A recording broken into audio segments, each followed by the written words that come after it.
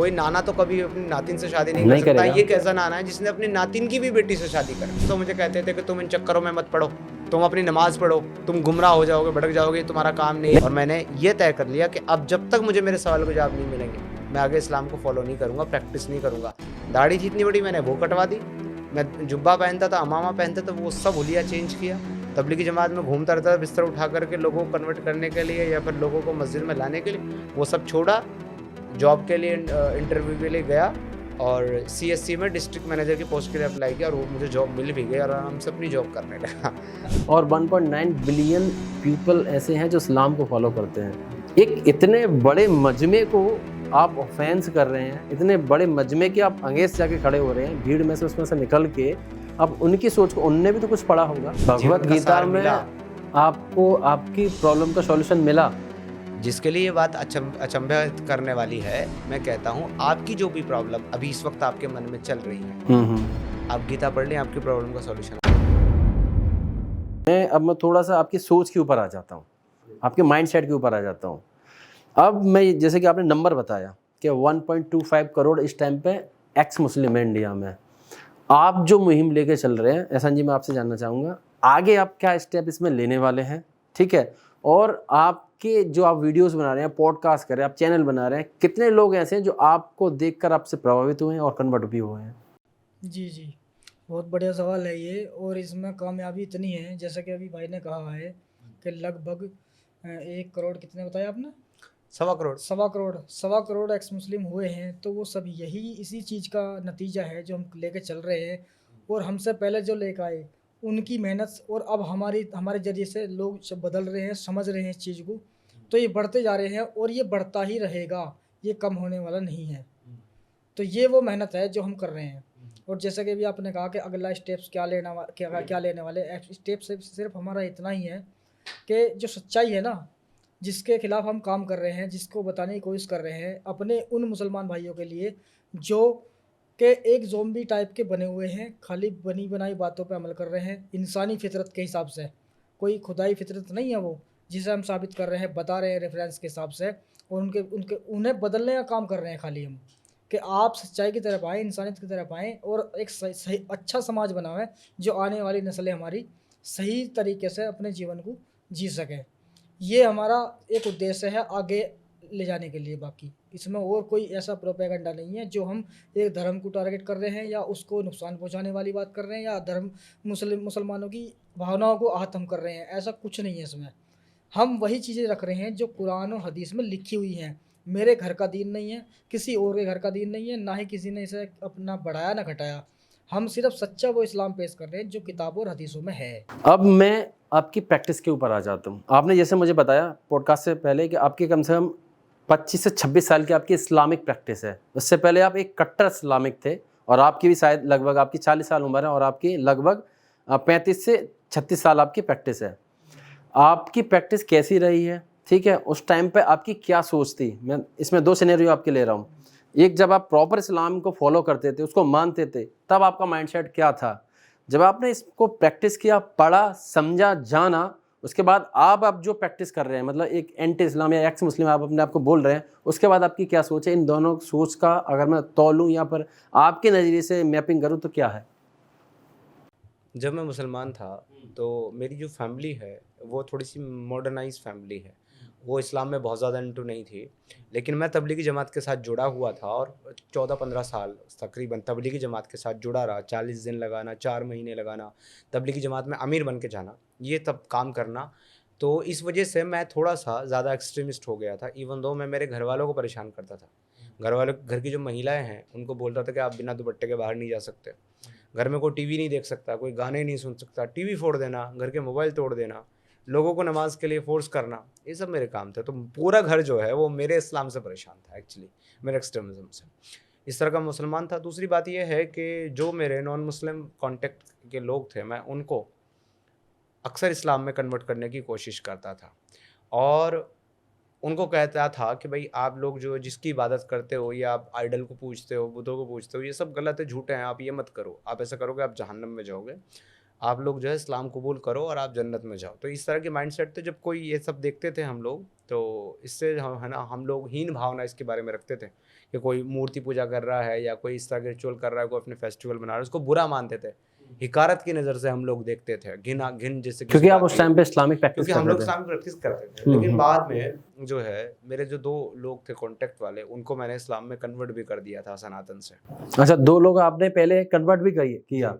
तो फिर उसमें से दोनों को मैं वापस भी लेके आ गया अभी, अच्छा। क्योंकि फिर बाद में जब बात हुई। अच्छा, मुझे यहाँ पर मैं थोड़ा सा रोकूंगा, आपको माफ़ी भी चाहूँगा। क्या आपने मतलब ऐसा पढ़ा, मैं थोड़ा उसी पे डायरेक्ट उसी पॉइंट पे आना चाह रहा हूँ, क्या आपने ऐसा पढ़ा और पहला आपके माइंड में मतलब सबसे पहले क्या आपने माइंड में आया कि यहाँ जो मैं पढ़ रहा हूँ या जो प्रैक्टिस कर रहा हूँ, नहीं ये मतलब इंसानियत या फिर जो जैसे कि आपको पता है मानवीयता। तबलीगी जमात में था, तो तबलीगी जमात में किताब की तालीम होती है, फ़ज़ाइल अमाल, 2 बाब हैं, फ़ज़ाइल अमाल, फ़ज़ाइल सदक़ात, 2 वॉल्यूम है उस किताब के। पहला वॉल्यूम फ़ज़ाइल अमाल है, उसमें पहला बाब है, पहला वॉल्यूम हिस्सा है हिकायत सहाबा। उसमें एक किस्सा है जिसमें उमर का और उमर की बीवी का ज़िक्र है। उसमें बताया गया है कि उमर की जो बीवी है उम्मे कुलसूम, वो फ़ातिमा की बेटी है, हज़रत फ़ातिमा की, जो मोहम्मद साहब की बेटी है। तो कुल मिलाकर के उमर जो है वो मोहम्मद साहब के ससुर हैं, क्योंकि उमर की बेटी हफ्शा मोहम्मद साहब की बीवी है। तो इस हिसाब से फ़ातिमा जो है वो उमर की नातिन है। अच्छा, यहाँ से आपका थोड़ा सा ऑफेंस करना चालू है, ये मतलब ये हो मैंने क्या है सोचा ये? कि नातिन तो खुद, कोई नाना तो कभी अपनी नातिन से शादी नहीं नहीं कर सकता। करेगा। ये कैसा नाना है जिसने अपनी नातिन की भी बेटी से शादी कर रखी है, छोटी सी से। अच्छा, आप इस चीज को लेकर फिर अपने उलमाओं उलेमा के गए? पास गया, उनसे सवाल पूछा। वो कुछ तो मुझे कहते थे कि तुम इन चक्करों में मत पड़ो, तुम अपनी नमाज पढ़ो, तुम गुमराह हो जाओगे, भटक जाओगे, तुम्हारा काम नहीं लेकिन है, इसमें एक चीज और और हम भी है। साहबा के ऊपर सवाल नहीं उठा सकते वगैरह वगैरह, ये सब करते थे। अच्छा, इसमें एक चीज और भी है, जैसे कि मान लो कोई टीचर है, अगर किसी भी स्टूडेंट का अगर कोई क्वेश्चन आ रहा है, उसके डाउट आ रहे हैं, उसके कुछ तर्क निकल रहे हैं, तो कि स्टूडेंट टीचर का एक ये रहता है कि उस बच्चे के, उस स्टूडेंट के उन तर्कों को अपने आंसर के थ्रू सेटिस्फाइड किया जाए। देन उनका क्या आंसर रहता था? 2 ही तो चीज़ होती है, या तो वो जो चीज़ सामने वाला बता रहा है या तो वो सही है या तो वो गलत है। अगर वो सही है तो उसको एक्सेप्ट करना होता है कि हाँ जो आप समझ रहे हो, कह रहे हो, सही है। और या फिर उसको अगर वो गलत है तो उसको बताना होता है कि नहीं आप गलत हो, एक्चुअल में रियल चीज़ ये है। मगर आप ये देखें कि जिस बात आप स्टूडेंट के टीचर की बात कर रहे हैं, वो जो सिलेबस पढ़ते हैं वो सिलेबस इंसान का लिखा हुआ है, उसमें गलती हो सकती है। वो टीचर के पढ़ाने में गलती हो सकती है, वो स्टूडेंट के पढ़ने में गलती हो सकती है। मगर अगर एक चीज़, एक कानून, एक दीन, एक किताब अल्लाह की लिखी हुई है, उसमें कैसे गलती हो सकती है? और इंसान कैसे अल्लाह की लिखी हुई चीज़ के ऊपर सवाल कर सकता है? और इंसान कैसे उस आदमी के ऊपर सवाल कर सकता है जिसके बारे में अल्लाह खुद कह रहा है कि भाई, और मोहम्मद साहब खुद कह रहे हैं कि भाई ये मेरे सहाबी जो है ना, ये तुम्हारे लिए आइडल हैं, मैं तुम्हारे लिए आइडल हूँ, इनको फॉलो करो। चलो ठीक है, यहाँ पे मैं मानता भी हूँ, चलो आप ऑफेंस किया, उन्होंने जो जवाब दिया या नहीं दिया, जो भी रहा, आपके और भी क्वेश्चन निकले होंगे। मेरा आप दोनों से एक क्वेश्चन है, मैं आप दोनों से ही आंसर इस पे चाहूंगा। मैं एक चीज़ बता दूं, फिर इसके बाद मैंने खुद से जवाब ढूंढने के लिए, जब मुझे जवाब नहीं मिला, मैंने रिसर्च की, और रिसर्च करते करते फिर 2014 से 2018 में मैं आ गया, और मेरे पास 100 सवाल इकट्ठे हो चुके थे तब तक, 100 सवाल इकट्ठे हो 100 चुके। से ज़्यादा सवाल। तो 2018 तक तो मैं नमाज़ें पढ़ता था, तबलीग में भी जाता था, बस अपने कन्फ्यूज़न में रहता था, कहीं ना कहीं ढूंढता रहता था सवालों के जवाब मिल जाएं किसी तरीके से। रिसर्च करता रहा, मुझे नहीं मिलते तो, लेकिन रिसर्च करते करते और सारी मुझे और ऐसी बातें मिल गई जिस पर मुझे एतराज़ था। तो 2018 में मैंने इस्लाम को प्रैक्टिस करना बंद किया वहीं, और मैंने ये तय कर लिया कि अब जब तक मुझे मेरे सवालों के जवाब नहीं मिलेंगे, मैं आगे इस्लाम को फॉलो नहीं करूँगा, प्रैक्टिस नहीं करूँगा।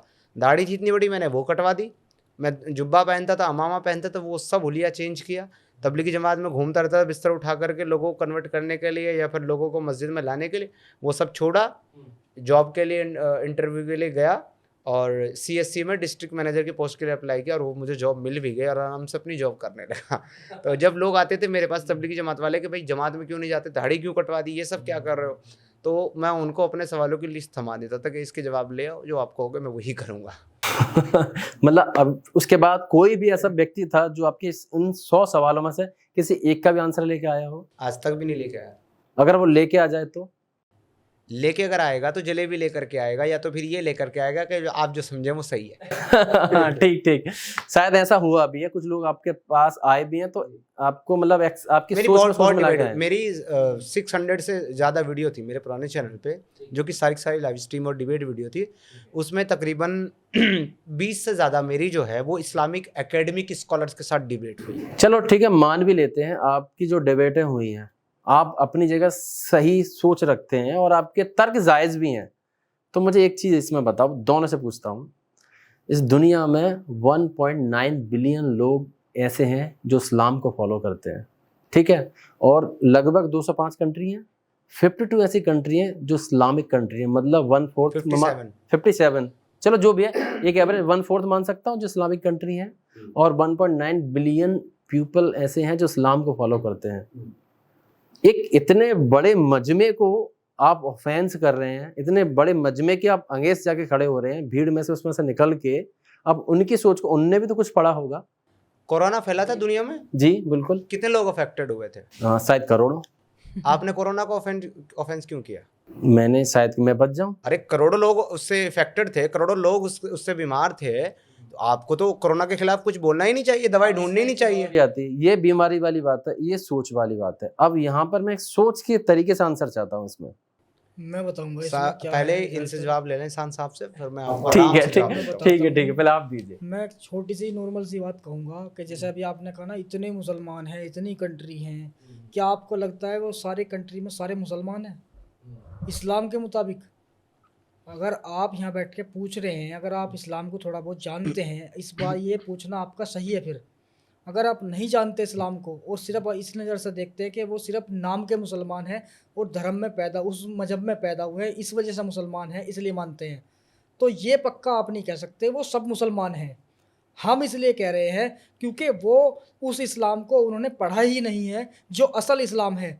अगर वो पढ़ लेंगे हमारी तरह बाहर निकलेंगे। आज 125 करोड़ हैं, ठीक है नहीं, आज 1.25 करोड़ हैं, तो लगभग मैं जब मानता हूँ आज से 10 साल के बाद ये मतलब ये जो पलड़ा अब ऐसा है ना मुसलमानों का और एक मुस्लिम का यहाँ जा रहा है, वो ऐसे होने वाला है 10 साल के अंदर अंदर। क्यों होने वाला? इस वजह से होने वाला है कि उन्होंने इस्लाम को पढ़ा नहीं है, सिर्फ एक नाम के मुसलमान हैं, घरेलू मुसलमान हैं। जैसे कि मेरे घर वालों ने मुझसे कहा था कि तू ये क्या बकवास करता है इस्लाम के ऊपर, तू क्यों ऐसी चीज़ें करता है। मैंने कहा कि भाई तुम्हारा हक ये बनता है, मुझे मत टोको, तुम किसी आलिम को लेके आओ, मेरे सामने बिठाओ, बातें करता है, मैं वापस आने के लिए तैयार हूँ और बहुत अच्छा बनने के लिए तैयार हूँ मैं। उन्होंने कहा कि हमें कोई मतलब नहीं इस चीज़ से, यानी मेरे उन घर वालों को और उन मुसलमानों के हिसाब से उन्हें कोई मतलब नहीं है कि मैं नमाज़ पढ़ूं या ना पढ़ूं, या अल्लाह को मानूं ना मानूं, नबी को नबी ना मानूं, वो कोई मसला नहीं है। उन्हें दुख इस बात का है कि मैं वीडियो के माध्यम से लोगों को ये चीज़ें बता क्यों रहा हूँ। ये है असल चीज़ कि हम जो दीन बता रहे हैं वो असल है। ये उन्हें सुना नहीं है उन्होंने, इसलिए उन्हें बुरा लग रहा है। अगर सुना होता तो एक्स मुस्लिम कोई ना होता। आप एक्स मुस्लिम है या मुस्लिम है? मैं अकॉर्डिंग टू इस्लाम में एक्स मुस्लिम हूँ, लेकिन मैं मानता हूँ मुस्लिम हूँ। आप दिल से आप मुस्लिम मानते हैं खुद को? हाँ बिल्कुल, क्योंकि मैं वो बातें नहीं मानना चाहता जो मुझे हजम नहीं हो रही। हाँ ठीक है, ये आपकी बात अपनी जगह सही है। अब मैं आपसे जानना चाहूँगा। मैं बहुत सिंपल तरीके से बात करता हूँ। एक चीज़ होती है हिपोक्रेसी, ठीक है, और उसको अगर आपको देखना है ना तो आप इस्लाम को और इस्लाम के मानने वालों को देख लो। हमारे यहाँ इस्लाम मतलब इनके यहाँ इस्लाम में शिया फ़िरका है, सुन्नी फ़िरका है, अहमदी है, बरेलवी है, देवबंदी है और एक्स मुस्लिम भी है। अब एक्स मुस्लिम अब ये देखें, जब मैं आपको बता रहा हूँ कि सिर्फ भारत में 1.25 करोड़ हैं, खुद पाकिस्तान में मुल्ला बैठ करके उनके ARI चैनल पे के ऊपर चीख रहे हैं, चिल्ला रहे हैं, छाती पीट रहे हैं कि हाय 40 लाख लोगों ने इस्लाम छोड़ दिया पाकिस्तान में। वो चीख रहे हैं, मैं नहीं बोल रहा हूँ, वो बोल रहे हैं आलिम। इतना नंबर है? 10 लाख का डाटा तो उनकी पाकिस्तानी गवर्नमेंट दे रही है, जो एक्टिव है ग्राउंड पे, सोशल मीडिया पर कहीं भी लिख रहे हैं, वो एक्टिव है। तो ये बोल रहे हैं, तो जो इतने सारे एक्स मुस्लिम्स हैं, इतने सारे शिया हैं, इतने सारे सुन्नी अहमद, अब मैं ये क्यों बता रहा हूँ आपको, ये 1.9 बिलियन की जो बात आपने करी है ना, ये सारे उसके अंदर है। अब शिया जो है वो सुन्नी को मुसलमान नहीं मानता, सुन्नी जो है वो शिया को मुसलमान नहीं मानता, शिया और सुन्नी दोनों जो है ना वो कादियानी को मुसलमान नहीं मानते, अहमदी को, अहमदी इन सबको मुसलमान नहीं मानता, देवबंदी बरेलवी को मुसलमान नहीं मानता, बरेलवी देवबंदी को मुसलमान नहीं मानता, और हमको तो कोई मुसलमान नहीं मानता, क्योंकि हमको तो हम खुद मुसलमान नहीं मानते। तो भैया हम जैसे लोग और ये सारे लोग उस 1.8 बिलियन में है। अच्छा, तो जब नंबर बताएंगे तो क्या कहेंगे, हम 1.8 बिलियन है, और जब इस्लाम की बात आ गई तो कहेंगे तू काफिर, तू काफिर, तू काफिर, तू कहाँ फिर 1.8 बिलियन मुसलमान तुम। एक चीज, दूसरी चीज आपने कहा है कि 57 इस्लामिक कंट्री है, कौन सी है सर, नाम बताएं जरा। अब जैसे कि पाकिस्तान ही ले लो, नहीं है इस्लामिक ऑफ पाकिस्तान, यूनाइटेड नहीं है सर। कैसे, आप बताइएगा। सऊदी अरबिया भी इस्लामिक कंट्री नहीं है, दुबई भी नहीं है, कतर भी नहीं है, ओमान भी नहीं है, सीरिया भी नहीं है, फलस्तीन भी नहीं है। चलो मैं मानता हूँ, कोई इस्लामिक कंट्री नहीं है सर। पता है क्यों नहीं है इस्लामिक कंट्री? इस्लामिक कंट्री वो है जहां इस्लामिक शरिया रूल्स कायम है। पूरी दुनिया में आज की डेट में सिर्फ एक इस्लामिक कंट्री है, सिर्फ एक, और वो सऊदी अरेबिया, ओमान, कतर नहीं है सर, अफगानिस्तान है। अच्छा, जहां पर वो आतंकवादी जो भी जहां पर तालिबान अभी एक्टिव है, तालिबान ने इस्लामिक रूल्स वहां पर कायम किया है। कुरान जब आप पढ़ोगे ना, 4 की 97 चैप्टर नंबर 4 सूरह अन-निसा वर्स नंबर 97, वहां पर क्या लिखा हुआ है, जब उस आयत को पढ़ोगे समझोगे ना, समझ में आ जाएगा। एक भी इस्लामिक कंट्री नहीं है, सारे काफिर हैं, मुसलमान भी नहीं है, सारे काफिर हैं। कैसे? सुनिए, 4 की 97 कहती है कि कुछ लोगों की फरिश्ते जब जाने कब्ज करते हैं, यानी कि उनकी रूह निकालते हैं मरने के टाइम पे, तो उनसे पूछते हैं तुम किस हाल में थे ज़मीन में? वो कहते हैं कि हम कमज़ोर और मगलूब थे, अपनी ज़मीनों में कमज़ोर थे और मगलूब थे, यानी कि दूसरे हमारे पर गालिब थे, काफिर हमारे पास गालिब थे। तो फरिश्ते कहते हैं कि क्या अल्लाह की ज़मीन इतनी बड़ी नहीं थी कि तुम हिजरत करके वहाँ चले जाते जहाँ अल्लाह का कानून कायम था? बस यही लोग हैं जिनका ठिकाना जहन्नम है। डॉक्टर इसरार अहमद एक बहुत बड़े स्कॉलर्स गुजरे हैं, अभी रिसेंटली उनकी डेथ हुई है, पाकिस्तान के। वो कहते हैं 4 की 97 की तफसीर में लिखते हैं, एक आदमी जो नमाज पढ़ता है 5 टाइम की, एक आदमी जो रोज़ा रखता है, जो हज करता है, जो सदका देता है, जो ज़कात देता है, जो हलाल खाता है, हराम नहीं खाता, कोई गुनाह नहीं करता, वो, लेकिन वो एक काफिरों की हुकूमत में रहता है, हिंदुस्तान में रहता है जहाँ पर भाजपा की गवर्नमेंट है जो कि हिंदुत्ववादी गवर्नमेंट है, वो यूके में रहता है जहाँ क्रिश्चियन की गवर्नमेंट है, वो यूएस में रहता है जहाँ क्रिश्चियन गालिब हैं, यानी कि गैर मुस्लिमों की हुकूमत में रहता है, ऐसी जगह रहता है जहाँ इस्लामिक शरिया कानून नाफिज नहीं है। ये आदमी 70% काफिर है और कुरान की आयत के मुताबिक इसका ठिकाना जहन्नम है, जब तक कि वो ये ना सोचे कि इस निज़ाम को बदलने के लिए, यानी ये जो काफिरों का निज़ाम है, इसको ख़त्म करके इस्लामिक कानून, इस्लामी निज़ाम लाने के लिए मैं अपनी जान माल सब लगा दूंगा और अपने बच्चों को भी इस काम पर लगा दे, तब तक वो काफिर है। अब बताओ मुझे कितनी इस्लामिक कंट्री? अच्छा, इसमें आप अपने हिसाब से बता रहे हैं कि मैं अपने हिसाब से बता रहा हूं, मैं कुरान बता रहा हूं। हाँ, मैं शरीयत के हिसाब से बता रहा हूँ कि शरीयत के हिसाब से ये इस्लामिक नहीं है, लेकिन वो चाहे अपने आप को इस्लामिक बोलते हैं, जैसे पाकिस्तान वो अपने आप को इस्लामिक भी बोलता है कि हम, लेकिन वो शरीयत के हिसाब से इस्लामिक स्टेट पाकिस्तान है ना उसका नाम। अच्छा, यहाँ पर एक क्वेश्चन और निकल के आ गया यहीं पे, जैसे आपने बताया कि जैसे कि जहाँ पर काफिरों का मतलब सल्तनत चलती हो, ठीक है, और जो काफिरों की हुकूमत हो, सल्तनत बात तो एक ही आती है शब्द अलग अलग है, ठीक है। उसमें मान लीजिए क्या कहते हैं, आप जो बता रहे हैं कि आप मुसलमान हैं तो या तो कहीं और चले जाओ, और नहीं तो उस सल्तनत या हुकूमत को बदलने का ट्राई करो। और यहाँ पर एक यही क्वेश्चन निकल के आ जाए, इंडिया में जितने भी मुसलमान हैं, यहीं पर क्वेश्चन है, क्या माइंडसेट है, क्या वो ये सोच के पाले बैठे हैं कि एक रोज़ जब होगी, जब मुसलमान मेजोरिटी में होगा, तब इस तख्ता पलट कर देंगे? सारे नहीं, सारे नहीं। देखिए एक बात बताता हूँ आपको, भारत के मुसलमानों को 99% को ये पता ही नहीं होगा कि कुरान में ऐसा लिखा हुआ है। वो पढ़ते ही नहीं है, मौलवी बताता नहीं है, मौलवी अलतकैया कर रहा है, क्योंकि उसे सिर्फ चंदा लेना है, उसे बेवकूफ़ बनाना है इनका, तो वो अपने मतलब की बात करता है बस, और मीठी मीठी बात करके निकल जाता है। इनको पता नहीं है, जिनको पता है, जिन्होंने पढ़ रखा है, उनका माइंडसेट वही है। देखिए मैं एक चीज़ बताता हूँ आपको, ये जो आजकल आप देखते हो ना, अलग अलग किस में पैदा हो गई है मुसलमानों की, जो टीवी, कुछ तो टीवी पे आते हैं, कुछ कहते हैं हम भारतीय मुसलमान हैं, कुछ कहते हैं हम लोग जो है ना, कुछ तो कहते हैं हम सनातनी मुसलमान है, एक नया और निकला है ये जो फारूक अब्दुल्ला है वो अपने सनातनी मुसलमान बताता है। तो ये भारतीय मुसलमान, सनातनी मुसलमान, ये वाला मुसलमान, वो वाला मुसलमान, ये सारे के सारे जो है ना कुरान के मुताबिक जहन्नमी मुसलमान, सारे जहन्नमी मुसलमान, क्योंकि जो मुसलमान का कॉन्सेप्ट ये बता रहे हैं ना, वो कुरान में है ही नहीं। आप काफिर के गलबे में ज़िंदगी गुजार रहे हो, काफिर के गलबे में ज़िंदगी गुजारना हराम है, यहाँ तक कि आपका सांस लेना, जो हवा में सांस ले रहे हो, जो खाना खा रहे हो, वो सांस लेना, वो खाना हराम है, क्योंकि आप काफिर के गलबे में हो और आप इसकी कोशिश भी नहीं कर रहे हो कि ये गलबा ख़त्म करके इस्लामी गलबा, इस्लामी कानून, इस्लामी निज़ाम कैसे कायम किया जाएगा। इस हिसाब से, कुरान के हिसाब से तो यही है। अच्छा, यहाँ पर मैं एक और चीज़ पूछूंगा, जैसे कि आपने बताया कि उनको पता ही नहीं है कि इस्लाम में ये है, तो वो सोचेंगे क्या? सबसे पहली बात इसमें एक क्वेश्चन ये भी है, मैं बचपन से देखता रहा हूँ, जहाँ मेरी अपब्रिंगिंग हुई है, वहाँ 50-50% का रेशियो है हिंदू मुस्लिम्स का। वहाँ पर मैंने देखा, जैसे कि मान लो पाकिस्तान को लेकर वो काफ़ी हैप्पी और सपोर्टिव फील करते हैं, ऐसा मैंने देखा है। सभी को नहीं बोलूँगा, मेरे कुछ personal school friends, college friends भी रहे हैं, उनमें से कुछ थे, नहीं कुछ सभी को भी नहीं। बोल रहे तो कोई दिक्कत नहीं, क्योंकि मुसलमान मुसलमान का भाई है, तो पाकिस्तानी मुसलमान इनका भाई है, लेकिन आप और हम नहीं है। और ये भी मैंने देखा है उस टाइम पर इंडिया पाकिस्तान की जो डोमेस्टिक सीरीज हुआ करती थी, कभी इंडिया जाती है वहाँ पर पाकिस्तानी यहाँ आते थे, जब भी इंडिया हारती थी मैंने पटाखे जलते हुए देखे हैं। मतलब क्या सोचती, इसमें तो इस्लामिक, इसमें भी इस्लामिक आ जाता है। देखिए इसमें जो है ना वो माइंडसेट है, मैंने जैसे कि बताया आपको, वो किताब नहीं पढ़ते, वो नहीं पढ़ते, लेकिन वो वही करते हैं जो उनकी कौम, उनके कौम के आला ये आलिम मौलवी स्कॉलर्स उनको जिस तरीके से समझाते हैं, बताते हैं, पढ़ाते हैं, वो उसी तरीके से मानते हैं। तो माइंडसेट वही है कि मुसलमान कहीं का भी हो दुनिया में, अगर वो कामयाब होगा, अगर वो अच्छा करेगा, अगर वो बेहतरीन करेगा तो हम उसको अप्रिशिएट करेंगे, अगर उसको तकलीफ होगी, दुख होगा तो हम उसके लिए मातम करेंगे। यही माइंडसेट है, बिल्कुल यही है। लेकिन ये माइंडसेट जो है उनका इसलिए है क्योंकि वो मुसलमान है और वो उनको मुसलमानों को अपना भाई मानते हैं।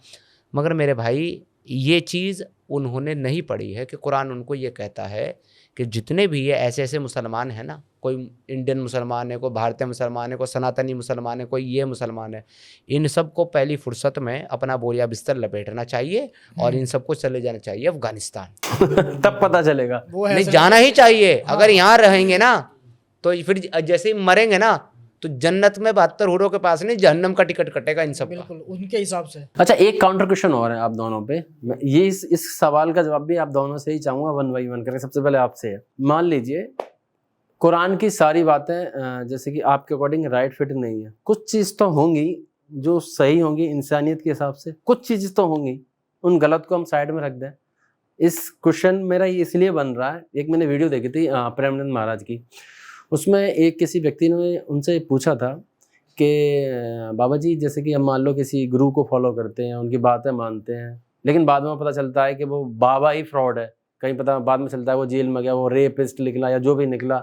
तो उनका आंसर ये था कि मान लीजिए आपको कोई गलत बता रहा है, ठीक है, शायद उसने कुछ अच्छी बातें भी बताई होंगी, तब आपने उसको फॉलो किया, कुछ बातें तो अच्छी लगी होंगी तभी आप उसके मतलब शागिर्द बने।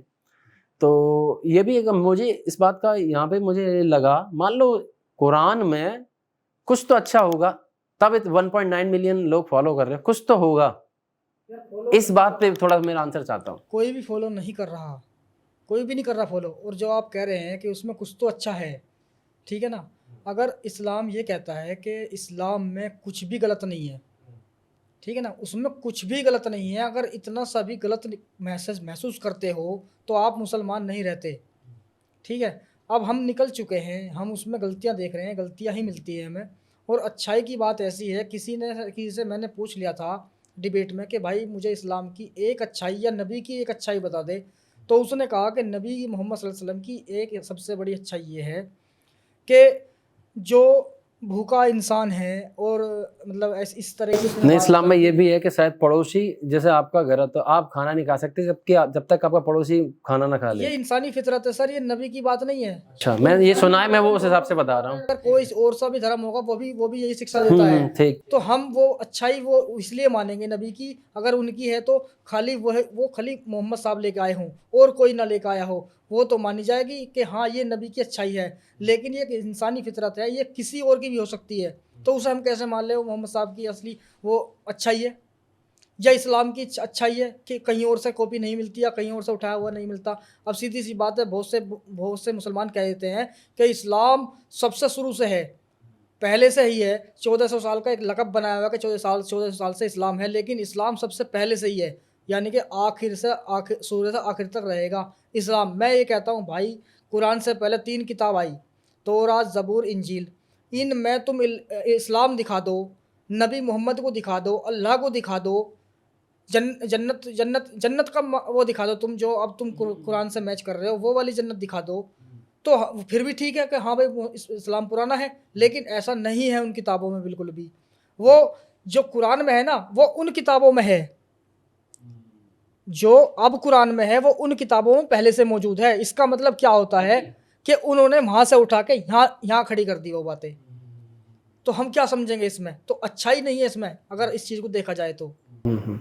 आप अच्छा ही साबित नहीं हो रही। आप थोड़ा सा मैं बताइए, मान लीजिए ये सारी चीज़ें हैं, कुछ तो रहा होगा, मतलब आप पॉजिटिव क्यों नहीं देखते, आप नेगेटिव ही क्यों देखते हैं? ठीक है, मैं आपको बताता हूँ। देखिए साहब, ऐसा है कि मैं एक एक्स मुस्लिम हूँ, और एज अ मुस्लिम मुझे ये यकीन दिलाया गया और ये बताया गया कि इस्लाम जो है वो अल्लाह का दीन है, कुरान जो है वो अल्लाह की किताब है, खालिक कायनात जिसने पूरी यूनिवर्स को, पूरी कायनात को बनाया, उसकी किताब है। और वो कहता है उस किताब के अंदर कि अगर ये अल्लाह के सिवा किसी और का कलाम होता तो तुम इसमें तज़ाद पाते, यानी कि तुम इसमें कॉन्ट्रडिक्शन पाते, गलतियाँ पाते, अगर ये किसी और का कलाम है। अब अगर मुझे उस कुरान के अंदर सिर्फ एक गलती मिल जाती है ना, तो अब मैं उसको अल्लाह का कलाम नहीं मानूंगा, क्योंकि ये चैलेंज उसी ने मुझे दिया है कि अगर इसमें तुम एक भी गलती तुम पाते तो ये अल्लाह का कलाम ना होता। अब मुझे उसमें मिल रही हैं सैकड़ों, तो अब मैं उसको अल्लाह का कलाम किस बेस पर मानूं? अब जब वो अपने ही चैलेंज में हार जाता है मेरे सामने, तो फिर भाई मैं उसकी अच्छाइयाँ क्यों गिनने बैठूंगा? एक चीज़। दूसरी बात यह है, आप कह रहे हो कि अच्छाइयाँ कुछ तो होंगी। एक आदमी था जिसने अपनी ज़िंदगी में बड़े अच्छे काम किए। डॉग लवर था वो, कैट लवर था वो, जानवरों को पालता था, पिलाता था, खाना खिलाता था, उनकी सेवा करता था। लेकिन एक दिन एक छोटी सी बच्ची को उसने डिटेन कर लिया, किडनैप कर लिया, और उस छोटी सी बच्ची का उसने दुराचार उसके साथ कर दिया। अब उसको पुलिस पकड़ के ले गई, जज के सामने उसको पेश किया गया। ये मैं आम इंसान की बात बता रहा हूँ। अब जो वकील था, लॉयर था जो उसका, वो कहता है साहब मेरा क्लाइंट जो है, इसकी आप एक भी बुराई नहीं बता सकते, इसके सिवाय इसने बहुत अच्छे अच्छे काम करे अपनी ज़िंदगी में। देखो इसने ये जानवरों को खाना भी खिलाता था, पालता भी था, बीमारों की सेवा भी करता था, सबके लिए अच्छा काम करता था, सबकी हेल्प करता था, सब कुछ करता था। साहब इसने बस एक गलती करी है, एक बच्ची का रेप करके इसने उसको मार दिया, लिहाजा आप इसको छोड़ दो। जज साहब छोड़ेंगे उसको? नहीं, आपने एकदम सटीक, मतलब मेरे हिसाब से तो सही आंसर दिया। आपके अंदर चाहे 100 अच्छाई है, अगर आपके अंदर एक बुराई है ना, तो वो बुराई आपकी अच्छाइयों के नीचे पीछे छिप नहीं सकती, ढकी नहीं जा सकती। और ये फाइनल जवाब है मेरा मुसलमानों के लिए। मैं एक्स मुस्लिम हूँ। मैं इसलिए एक्स मुस्लिम हूँ क्योंकि मैंने इस्लाम में कमियाँ, खामियाँ और बुराइयाँ देखी हैं। मैं इस्लाम की वो बुराइयाँ, वो कमियाँ, वो खामियाँ मुसलमानों को बता रहा हूँ। इस्लाम की अच्छाई बताने की जिम्मेदारी मेरी नहीं है, इस्लाम की अच्छाई बताएंगे मुसलमान। मैं एक्स मुस्लिम हूँ साहब, मैं इस्लाम की कमियां बताऊंगा, और मेरे हिसाब से और मुसलमानों के हिसाब से अगर इस्लाम में और आसमानी किताब में एक भी कमी है तो वो अल्लाह की किताब नहीं हो सकते, और यही मैं साबित करना चाहता हूँ। ये ऐसा कुरान में लिखा है? कुरान में लिखा हुआ है। तो जब कुरान में लिखा हुआ है तो मैं यही साबित करना चाहता हूँ कि देखो अगर कुरान में ये लिखा हुआ है तो ये रही कमी, ये रही कमी, ये रही कमी, अब मानो कि ये अल्लाह की किताब नहीं है। मैं ये बताना चाहता हूँ। बाकी अच्छाई बताने का काम मुसलमानों का, और मैंने मुसलमानों को बड़े दिन से साहब एक टास्क दिया हुआ है। आज फिर आपने सवाल पूछा तो फिर रिपीट कर देता हूँ। मेरा टास्क ये है कि मुसलमानों की आसमानी किताब में 6236 आयतें हैं। आपने मुझे 6236 आयतों में से एक आयत बतानी है, सिर्फ एक। 6235 आप रख लें, जो इंसानियत के, पूरे इंसानियत के फ़ायदे की बात करती हो, बिना उनका अकीदा, उनका मज़हब, उनका बिलीव देखे। और वो बात आपसे पहले किसी मज़हब ने, किसी बिलीव ने नहीं की थी। एक सिंगल मतलब ये और यहाँ पर उनको मुझे 5 की 32 नहीं बतानी। मन अज़ल ज़ालिका कतबना अला बनी इसराइल अन्नहु मन कतला नफ्सिन बिगैरी औ फसादिन फिल अर्द, ये नहीं बतानी। क्योंकि मुसलमानों जब तुम ये कहते हो ना कि कुरान में लिखा है कि इंसान का कत्ल पूरी इंसानियत का कत्ल है, तो तुम ये नहीं बताते कि आगे ये भी लिखा है कि अगर वो किसी का कातिल हो या ज़मीन में फसाद करता हो तो उसका कत्ल इंसानियत का कत्ल नहीं है। शिर्क और कुफ्र करना ज़मीन का सबसे बड़ा फसाद है, तो एक मुशरिक और एक काफिर ज़मीन में फसाद कर रहा है, उसको मारना इंसानियत का कत्ल नहीं है। तो यह आयत मत लेकर के आना, पूरी पढ़ के आना। दूसरी, लकुम दीनुकुम वलिया दीन मत लेकर के आना, क्योंकि अल्लाह खुद कुरान में कहता है इन्न दीन अल्लाहिल इस्लाम, अल्लाह के नज़दीक सिर्फ दीन इस्लाम है। तो अगर दीन सिर्फ एक ही है इस्लाम, तो तेरा दीन कौन सा और मेरा दीन कौन सा? फिर मैं कहता हूं कि सूरह मुमतहिना की आयत नंबर 8 मत लेकर के आना कि अल्लाह तुमको उनके साथ मुनसिफाना बिहेव और भलाई करने से नहीं रोकता जिन्होंने तुमसे तुम्हारे मजहब के बारे में लड़ाई नहीं की। क्योंकि ये सुलह हुदैबिया के काफिरों के मौके की आयत है, जब सुलह हुदैबिया मोहम्मद साहब काफिरों के साथ कर रहे थे, ट्रीटी कर रहे थे कि हम पीस से रहेंगे, तो तब की आयत है। मेरे को ये बोंगी वाली आयत मत लेकर के आना, इनको मैं एक्सपोज कर चुका। कोई नई आयत ढूंढ करके लाओ जो जनरल इंसानियत की बात करती हो बिना उनका बिलीव देखे। लेकर के आए, सिर्फ एक मैं मान लूंगा इस्लाम ठीक है, अच्छा है। अगर कोई इस वीडियो को देख रहा होगा, उनकी बात सुन रहा है, क्योंकि बहुत सारे कमेंट आते हैं। इससे पहले जो मैंने पॉडकास्ट डाला था उसमें भी बहुत सारे कमेंट आए कि मैं डिबेट करना चाहता हूँ, मैं डिबेट करना चाहता हूँ। तो ऑलरेडी नंबर दिया हुआ है, आप डिबेट करिए। और आपके पास कोई क्वेश्चन ऐसे आ रहे हैं जो आपको लगता है जेन्युइन है, तो बिल्कुल पूछिएगा, नंबर है। ओपनली आप बोल रहे हैं। मैं एक चीज़ आपको यहाँ रोक करके बोल दूं, जो डिबेट करना चाहता है ना, आपने 3 का सेटअप लगाया हुआ है, ये 3 का ही सेटअप रहेगा, पोजीशन चेंज हो जाएगी। यहाँ पर आ जाएंगे आप, वहाँ पर आ जाऊंगा मैं, और वहाँ पर बिठा लेना डिबेटर भाई को। ठीक, और आप मॉडरेट करो, आप सवाल पूछो, मैं अपना जवाब दूंगा विद रेफरेंस। जो भाई मुझे काउंटर करना चाहेगा वो अपना जवाब देगा विद रेफरेंस। दूध का दूध, पानी का पानी हो जाएगा बस। ठीक। अच्छा, आपकी प्रैक्टिस की, टोटल प्रैक्टिस की बात करूँ, कब से आप, मतलब जैसे कि कितनी आपने प्रैक्टिस कर रखी है? तालीम बुझो उसको तालीम, हाँ वही नहीं, मैं भाई 1990 में पैदा हुआ। नहीं, आप थोड़ा क्वेश्चन मेरा समझ नहीं पाए, आप मेरा क्वेश्चन समझ नहीं पाए। जैसे कि इस्लाम के बाद आपकी जब माइंड सेट से निकला होगा ना कि यार ये सब जो चीज़ है ना, जो पढ़ के अभी तक मैं जिस रास्ते पे चलते हुए आ रहा था ना यार, ये तो मतलब बंद गुफा में था एक, लेकिन जब निकला हूँ तो कुछ और ही निकला। उसके बाद आपने क्या क्या और प्रैक्टिस किया? मैंने इस्लामी तालीम को ही पढ़ा, इस्लाम पे ही बात करी, लेकिन उसके बाद जो है ज़िंदगी में एक मौका ऐसा आया कि मुझे मेरा परिवार छोड़ना पड़ा। इस वजह से कि मैं इस्लाम छोड़ दिया था, मेरे घर वालों से दूर होना पड़ा, और मेरे छोटे छोटे से 3 बच्चे थे उस वक्त, तो उनको भी मुझे छोड़ना पड़ा। तो मैं एक्चुअली से एक सिचुएशन ऐसी आ गई थी मेरे पास 2021 में घर छोड़ने के बाद कि मैं डिप्रेशन में चला गया था। तो एक मेरे दोस्त ने, मतलब एक मेरे लिसनर ने मुझे सजेस्ट किया कि तुम्हारी सारी प्रॉब्लम का सॉल्यूशन एक किताब में है, भगवत गीता में, तुम उसको पढ़ो। मैंने बोला भाई तबलीग करने का काम मुसलमानों का है, तुम हिंदू कब से करने लगे? क्योंकि मैं किसी बिलीफ में जाना नहीं चाहता था। उन्होंने कहा कि मैं आपको इसलिए ये किताब सजेस्ट नहीं कर रहा कि आप इसको पढ़कर हिंदू बन जाओ या सनातनी बन जाओ। आपकी प्रॉब्लम का सॉल्यूशन इस किताब के अंदर है, अगर नहीं मिला तो पढ़ने के बाद आप उसको फॉलो मत करना। ठीक। तो मैंने उनकी बात समझी, मैंने उसको पढ़ा, और वाकई मुझे मेरी प्रॉब्लम का सॉल्यूशन मिला उसके अंदर। भगवत गीता में आपको आपकी प्रॉब्लम का सॉल्यूशन मिला? जिसके लिए ये बात अचंभित करने वाली है, मैं कहता हूँ आपकी जो भी प्रॉब्लम अभी इस वक्त आपके मन में चल रही है, आप गीता पढ़ लें, आपकी प्रॉब्लम का सॉल्यूशन आपको मिलेगा। जिसको नहीं मिला वो मुझे बोल देना कि मैं झूठ बोल रहा था। नहीं, आप एक्स मुस्लिम हो, आपने कुरान पढ़ा, हदीस पढ़े, और भी जो भी बुक्स हैं आपने वो पढ़ी, इस्लामिक काफ़ी कुछ आपने रिसर्च कर रखी है। उसके बाद आप ये बोल रहे हैं आपके सारे क्वेश्चनों का जवाब एक भगवत गीता में मिला। तो मुझे सुन के एक थोड़ा सा एक मतलब जो मेरे इस वक्त तक के सवाल, सिर्फ सवाल नहीं, जो मेरे प्रॉब्लम्स थी, जो मेरे इश्यूज थे, उनका सॉल्यूशन भी मिला। और तो और मुझे वाकई एक ऐसा सॉल्यूशन मिल गया है कि जब तक मैं जीऊँगा तब तक मेरी लाइफ में जो भी फेस आएंगे, जो भी चैलेंजेस आएंगे, उन सब का सॉल्यूशन ऑलरेडी मेरे पास आज ही मौजूद है। अब तो सारे क्वेश्चन यही खत्म हो जाते हैं। वैसे तो काफ़ी कुछ और भी है पूछने को, लेकिन एक मेरा पर्सनल क्वेश्चन है, मैंने I think last time Salim भाई से ही पूछा था, आपसे भी मैं पूछ रहा हूँ, क्योंकि बहुत सारे ऐसे कमेंट आए थे कि एक्स मुस्लिम समीर जी को बुलाओ, एक्स मुस्लिम समीर जी को बुलाओ। तो मेरा मन था कि अब मैं आप तीनों को बुलाता, लेकिन बाई चांस वो आ नहीं पाए। अब मैं फिर से वही क्वेश्चन दोहराता हूँ, जैसे कि एज ए हिंदू सनातन धर्म को फॉलो करता हूँ, एज ए हिंदू मान सकते हैं मुझे, ठीक है, और मैं जैसे किसी भी भगवान को, किसी भी गॉड को मानूं या ना मानूं, ये मेरा धर्म मुझे इजाज़त देता है। जैसे कि मैं शिव को मानूं या ना मानूं, शिव मुझे कहने नहीं आएंगे कि तू मुझे मान, और मुझे नहीं मानेगा तो तेरा हश्र कुछ और होगा या कुछ और हश्र होगा। शिव ने मुझे छूट दे रखी है, मतलब दे रखी है, या उस किसी भी किताब में मुझे ऐसा नहीं मिलता। ऐसा स्क्रिप्चर में नहीं लिखा। अगर उसमें ये जरूर लिखा है भगवत गीता में कि आप मेरी शरण में आओगे, ठीक है, तो मैं तुम्हारा उद्धार कर दूंगा। आप शरण में आओगे मतलब क्या, ये आपकी इच्छा पर हो गया।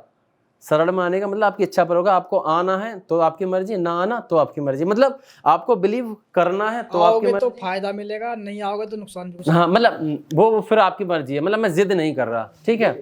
और दूसरी चीज़ इसमें ये भी है, आप जैसे एक मुस्लिम है, मैं आपकी थॉट को भी रेस्पेक्ट करता हूँ। जो बात आपने पहले कही है उसका तो आंसर आपको श्रीमद् भगवत गीता के अंत में ही मिल जाएगा, कि जब भगवान श्री कृष्ण ने अर्जुन को सारा ज्ञान दे दिया, तब भगवान श्री कृष्ण कहते हैं कि मैंने तुझे उत्तम ज्ञान दे दिया है, लेकिन अब ये तेरी इच्छा है कि तू चाहे तो इस पर चल या ना चल। तो वहां पे तो मिल गई फ्री विल पूरी की पूरी।